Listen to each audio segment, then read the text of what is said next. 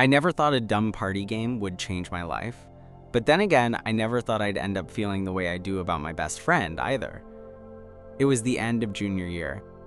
Finals were over, the weather was finally decent, and everyone on campus was half drunk on summer anticipation. You could feel it in the air, that electric looseness that came with knowing you were about to be free for a few months. My roommate Tyler convinced me to go to this house party one of the senior frats was throwing. I didn't really want to. I'm not the party type. I'm the guy who shows up, nurses one beer for 3 hours, and leaves early without saying goodbye. But Tyler has this way of dragging me into things. And the only reason I even considered it was because of him, Eli. Eli was Tyler's best friend since high school, and over the past year, we'd become close too. Not that kind of close. I mean, he was straight. Everyone knew that. He dated girls casually, played basketball, threw back beers like it was a sport. And me? I was out, quiet about it, but still, the complete opposite of everything he was. But Eli never made it weird. If anything, he treated me like I was just another guy. Like my crush on him wasn't obvious. Which it probably wasn't. I had years of practice keeping that stuff buried deep. Anyway, we ended up at the party. It was packed, loud and sweaty in that typical college way. Red Solo cups everywhere, bass thumping through the floor. Tyler disappeared the second we walked in, of course, chasing after some girl in a crop top. Eli stuck close, which surprised me. "You good?" he asked, nudging me with his elbow as we moved through the crowd. "Yeah," I said, lying, just figuring out my escape plan. He laughed. "Give it 20 minutes. You might find something worth staying for." I wasn't sure if he meant the beer pong tournament or him. We ended up on the back porch, where the noise was slightly less insane. Some people were smoking, others passing around a bottle of something clear and dangerous. That's when someone pulled out a stack of note cards and yelled, "Truth or dare, circle up." I would have walked away, but Eli caught my wrist. "Come on, one round," he said, grinning. "It'll be funny." So we joined the circle. At first, it was harmless. "What's your body count? Call your ex. Let someone draw on your face with a Sharpie."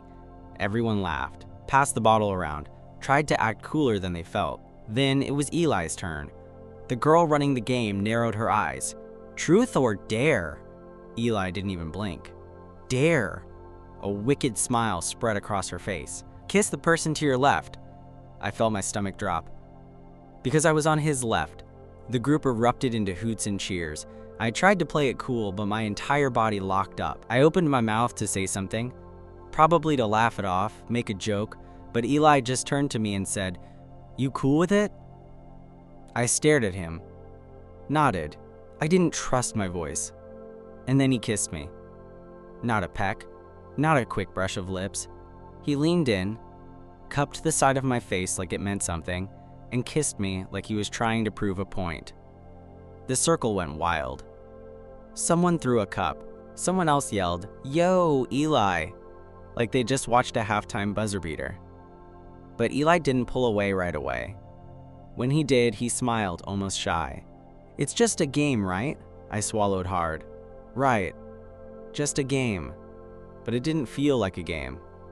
Not at all. I barely remember the rest of the party. After that kiss, everything was muffled. People talking, music thumping, someone puking in a bush out front. It all blurred into a distant hum, like my body had gone on autopilot. Eli, on the other hand, acted like nothing happened. He laughed, downed another drink, joked around with the girl who dared him like he hadn't just tilted my entire world off its axis. I stuck close for maybe 10 more minutes, pretending I wasn't spiraling. Then I bailed. I didn't even say goodbye. Back at the apartment, I sat on the edge of my bed for a long time, staring at the floor, trying to make sense of what happened. Was it really just a joke to him? Just a stupid dare?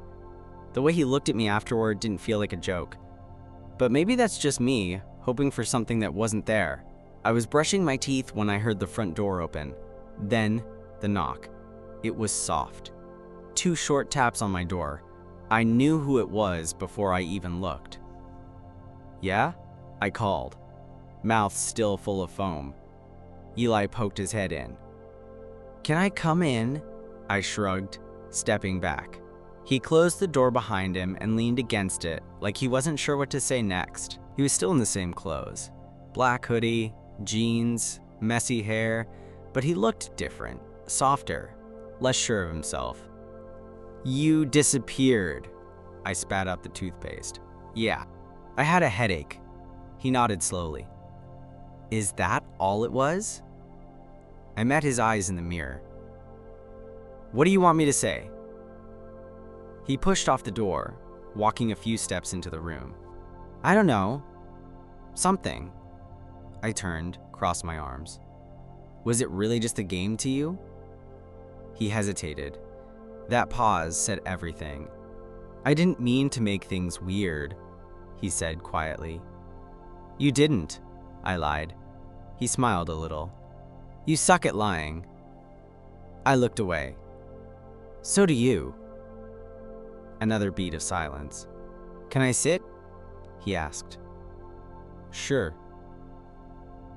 He dropped onto the edge of my bed, his hands clasped loosely between his knees. I sat across from him in my desk chair, the space between us suddenly feeling way too small. "I didn't do it to mess with you," he said finally.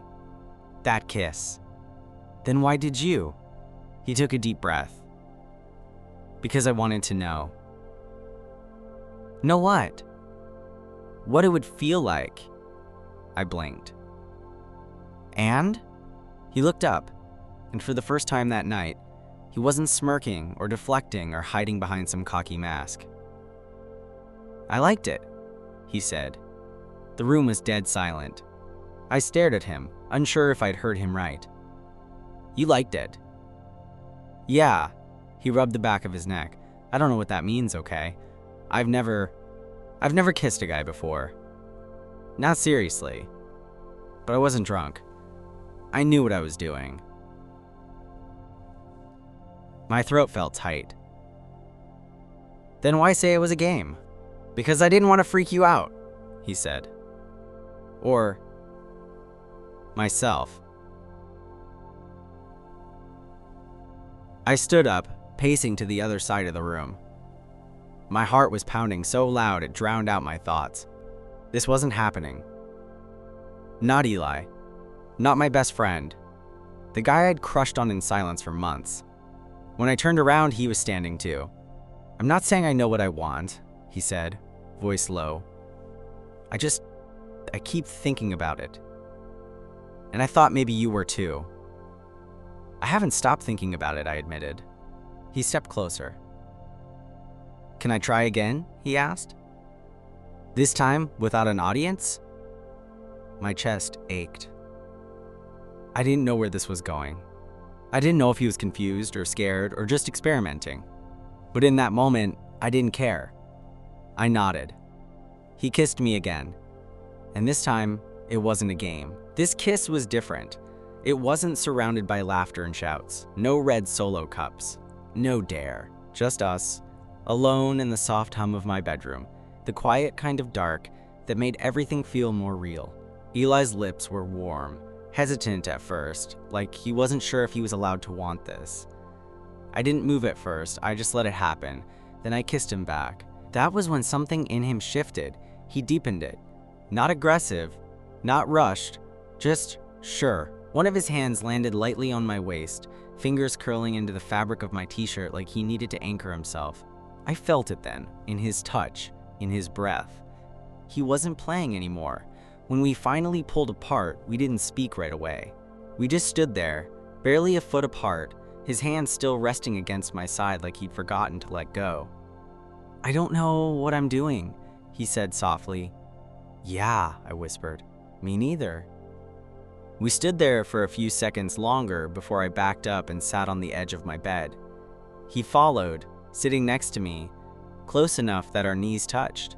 "I've never thought of myself as, gay," I said, the word hanging between us like it was fragile.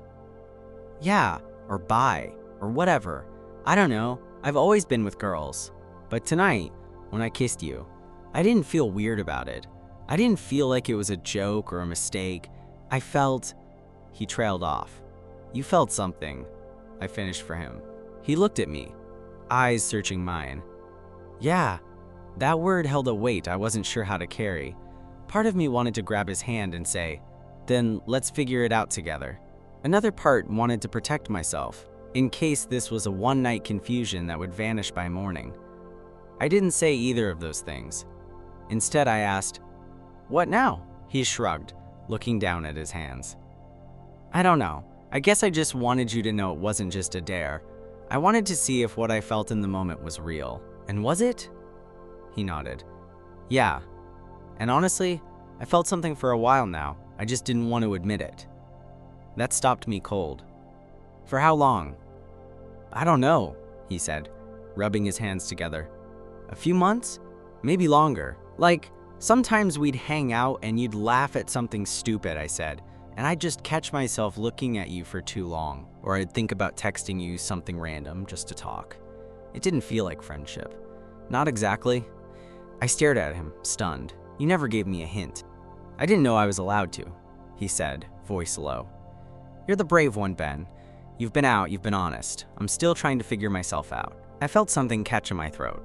Not pain, not confusion, just weight. The weight of everything I'd ever wanted to hear, wrapped up in this moment I never saw coming. So, what are you saying? I asked. He turned toward me. I want to see where this goes. I want to figure it out with you, if you'll let me. That shouldn't have been enough. It was messy, unclear, no promises, but it was real. I leaned in, pressing my forehead to his. Okay, I whispered. We sat like that for a long time, foreheads touching, breathing in sync, the rest of the world slipping away. The next morning felt like waking up on the edge of something big. Eli was already gone from my room when I opened my eyes. There was a dent in the pillow next to mine, and a faint scent of his cologne still hanging in the air. Clean, familiar, a little sharp. I wasn't sure what I expected. Maybe I thought he'd still be there, dozing next to me like nothing had changed. Or maybe I thought he'd bolt the second things got real. But he hadn't run. Not really. He left a note. Had to go meet Tyler for brunch. Didn't want to wake you. Talk later? Talk later. It sounded simple, casual, normal. But it carried a weight I couldn't shake. I spent the rest of the morning overthinking everything. Replaying last night over and over. The way he kissed me, the way he held me, the way he'd said he wanted to figure things out with me. It didn't feel fake. It didn't feel like some late-night impulse he'd regret once the sun came up. But I couldn't help the nervous knot forming in my stomach. Around noon, I was scrolling through my phone on the couch, pretending to watch a rerun of some cooking show I didn't care about. When the front door opened, I sat up fast, too fast, trying to look casual. Eli stepped in. Hey, he said. Hey. He dropped his keys into the bowl by the door and toed off his sneakers. His expression was unreadable but not closed off, just thoughtful. Tyler didn't suspect anything, he said with a small smile, walking over. If you were wondering. I raised an eyebrow. Was I supposed to be? He shrugged, sitting down beside me. I don't know. Maybe I was. We sat there in silence for a second. The kind that wasn't awkward, but thick, heavy with everything unsaid. I meant what I said last night, he said quietly. I didn't wake up and regret it. I nodded, trying not to let relief show too much on my face. Me neither. He looked over at me. But I'm not ready to tell anyone yet. I didn't think you would be. It's not that I'm ashamed, he added quickly. It's just, I've never done this, been this, whatever this is. I get it, I said. I've been there. That earned a small nod from him. Then, I'm not trying to use you to figure myself out. I hope you know that. I swallowed. I wasn't sure. I'm sure, he said, leaning back on the couch. I just need to take it slow, quiet for a while. Can you be patient with me? I looked at him, this guy I'd wanted for months, sitting next to me on our stupid, lumpy couch, asking for space but also asking to stay. Yeah, I said. I can. He let out a breath like he'd been holding it since he walked in. Then he smiled. Small, shy, but real. You hungry? He asked. I brought burritos. We ate them on the couch, side by side, watching something neither of us paid attention to. At one point, his knee brushed mine. He didn't pull away. Neither did I. After a while, he leaned his head on my shoulder. Just lightly. Just for a moment. And even though it was barely anything, it felt like everything. The weirdest part about falling for your best friend isn't the first kiss. It's the after, the quiet parts of it. The way the air changes, the way the silence between you stretches in new directions. The way something as simple as brushing teeth next to each other in the morning suddenly feels too loaded, too tender. Over the next few days, Eli and I didn't label anything. We didn't talk about what we were, but something had shifted. Subtle at first. He started hanging around the apartment more, sitting closer, watching me when he thought I wasn't looking. The touches got more casual. His hand on the back of my neck when he walked by. A knuckle tapping against my thigh during a movie. None of it was dramatic.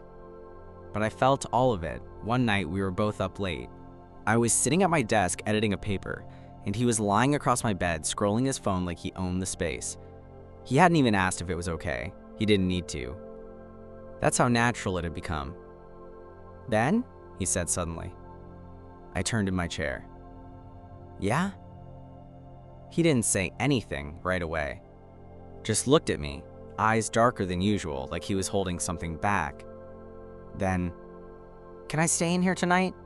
I blinked. Like, just sleep, he said quickly. Or not. I don't know. I just don't feel like being in my room. I nodded slowly.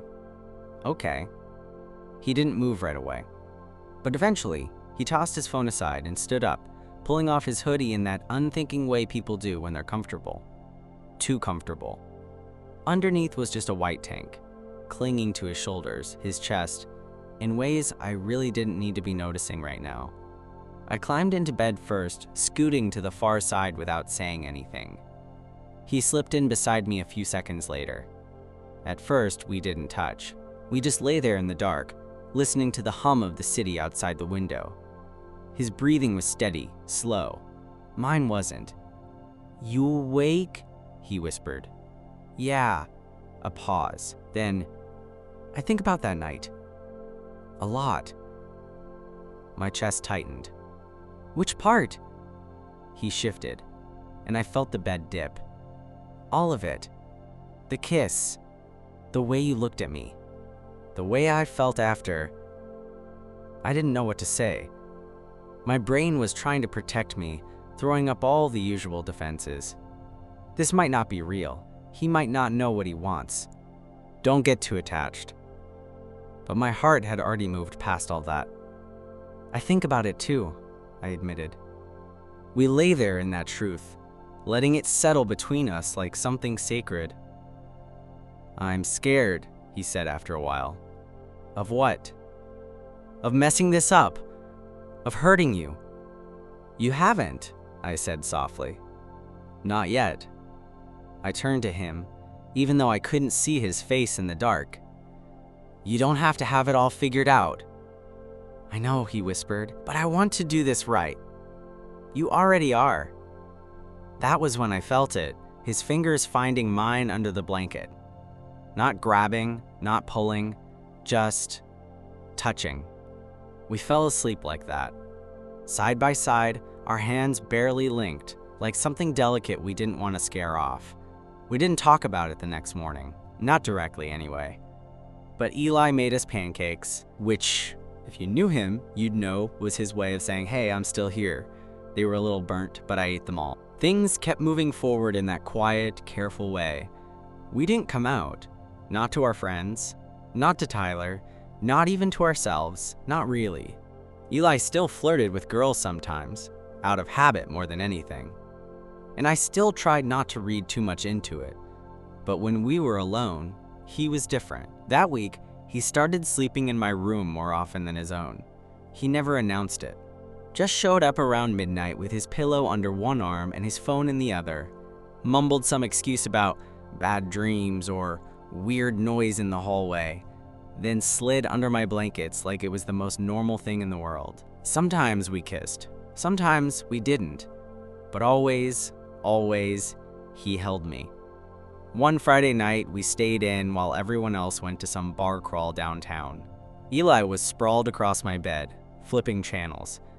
I was pretending to be interested in a homework assignment, but my eyes kept drifting. "You ever think about what this is?" I asked, not looking up. He didn't answer right away. "Sometimes." "And?" He shifted, leaning up on one elbow. "And it scares me." I closed my laptop and met his gaze. "You still scared of me?" "No," he said quietly. "I'm scared of losing this, of doing it wrong, of people knowing and treating us like we're different." We are different. Yeah, but not broken. I climbed onto the bed beside him, sitting with my legs crossed. "We don't have to rush anything," he nodded. "I know, but I think I want to stop pretending it's not real." That landed hard in my chest. "You want to tell people?" "Eventually," he said. "Not everyone, not yet. But maybe. Tyler?" I stared at him. "You sure?" "No," he admitted. "But I want to try. I'm tired of hiding, of pretending that you're just my roommate." I laughed. "We don't even live in the same room anymore." "Exactly." He reached for my hand, just like he had that night. Only this time, it wasn't shy. It wasn't tentative. It was solid. The next night, we told Tyler. He stared at us for a full minute before saying, "Okay, well, I owe you $50. We blinked. "What?" He shrugged. "Had a bet going with my girlfriend. I said you two were either secretly dating or secretly serial killers. She said I was an idiot. Guess I win." Eli laughed. I laughed too, even as my heart hammered in my chest. Tyler looked between us. "You guys good?" "Yeah," Eli said, squeezing my hand under the table. "We're figuring it out." And that was the truth. We were figuring it out. Day by day. One small, brave moment at a time. Spring turned into summer, and with it, everything shifted. Classes wrapped up. Finals ended. The campus emptied out little by little. Tyler went home to Ohio. Most of our building turned quiet, the kind of quiet that used to feel isolating but now felt peaceful, because Eli was still here. We were still here. And we were no longer pretending. We didn't make some big announcement. There were no Instagram stories or Facebook status changes. But we stopped hiding. We held hands when we walked to the coffee shop. He'd kiss me on the forehead while waiting for the elevator. Once, he even reached across the counter at the campus diner and tucked a loose piece of hair behind my ear, right in front of two guys from his old basketball team. They didn't say anything. Maybe they didn't care. Maybe they didn't know what to say. Either way, Eli didn't flinch. We still had nights where the silence between us stretched long and uncertain. When he'd get quiet and lost in his own head, worrying about what people thought or what this meant for his future, he still called himself figuring it out. But that was okay. I wasn't looking for certainty anymore, just honesty. One night, we were lying on the roof of our apartment building. It was almost midnight, the sky hazy with city light, a breeze just strong enough to rustle his hair. "Do you remember that party?" I asked. He turned his head toward me. "The one where I kissed you?" "Yeah." He smiled, barely. "I think about it all the time. I still can't believe you did it." "Me neither." We lay there in the quiet, looking up. "I thought I ruined everything that night," I said. He rolled onto his side, propping himself up on an elbow. "Ben." "Yeah?" "You didn't ruin anything. You started it." I looked at him, and even in the dark, I could see it. How much he meant it. He leaned in slowly, kissed me like it was the easiest thing in the world, and in that moment, it really was. Afterwards, as we lay there under the stars, his fingers twined with mine, he whispered, This isn't a game anymore. I smiled, closing my eyes. Good, because I wasn't playing either.